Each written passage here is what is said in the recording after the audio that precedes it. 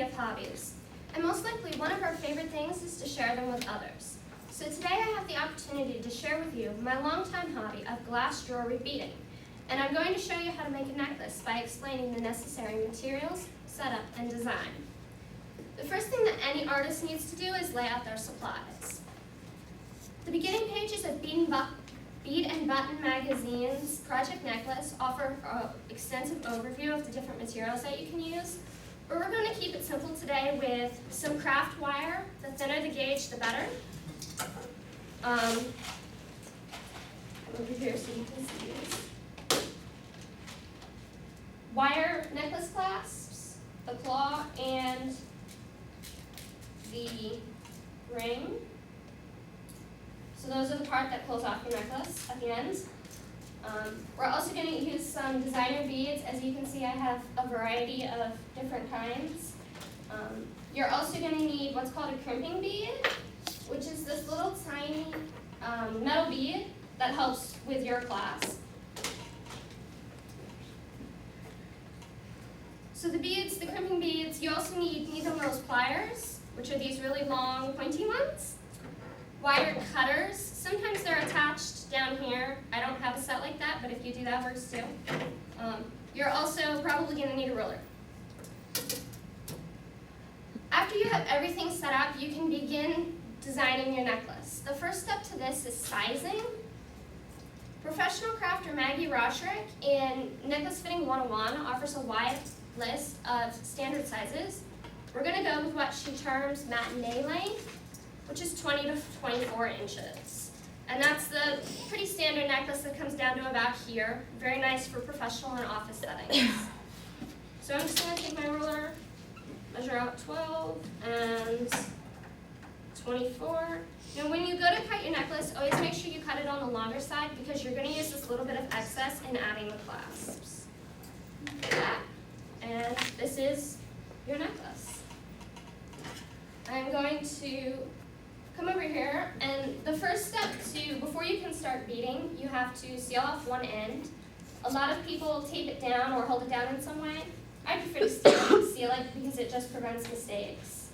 The first step to doing this is to find your crimping bead and thread it. Thread 1/2 of your clasp, so that's the ring end.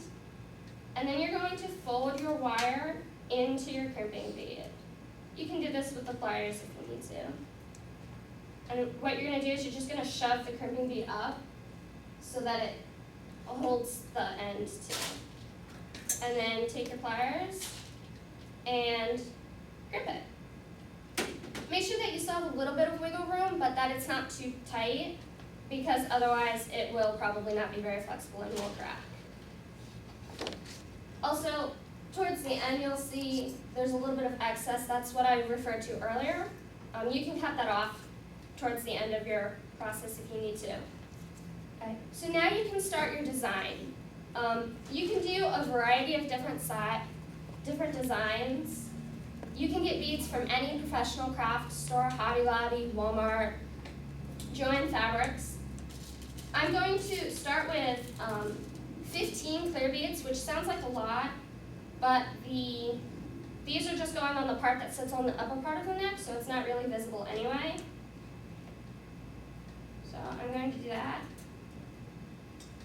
And then I will move on to, this is the nice thing about sealing it off, is you can just kind of let it do whatever, and you don't have to worry about losing your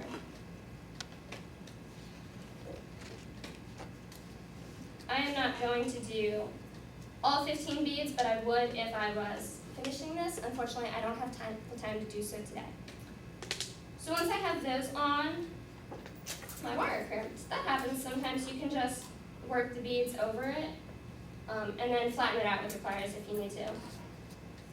I'm going to move on to the colored beads that I have. You can see I actually have 3. I have some gray ones, some red ones, and some blue ones.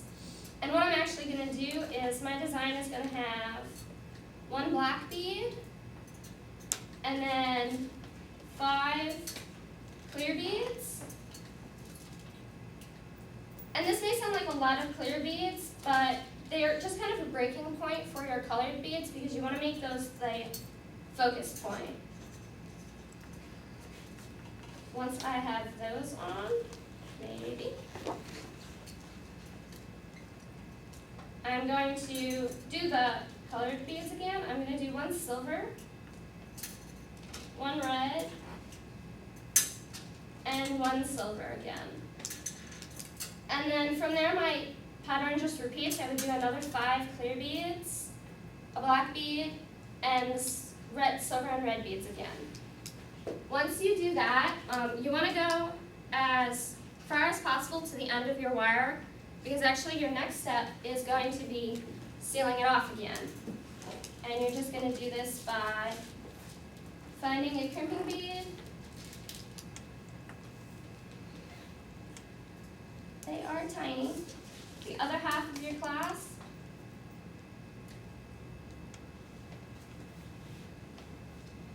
And put it on it. Folding over your wire into your crimping bead.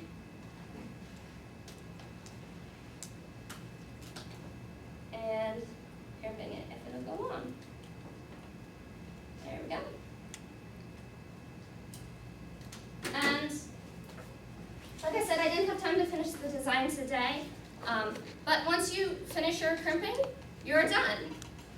Once you've done each of these things, collected everything necessary, set up your supplies, and finished your design, your necklace is ready to wear, sell, or gift. And I like to package them like this, and it's very nice. The simple and fun hobby is something that anyone can pick up in their spare time, and I hope by my demonstration today, your interest has been sparked and that you have the time to try it soon. Thank you.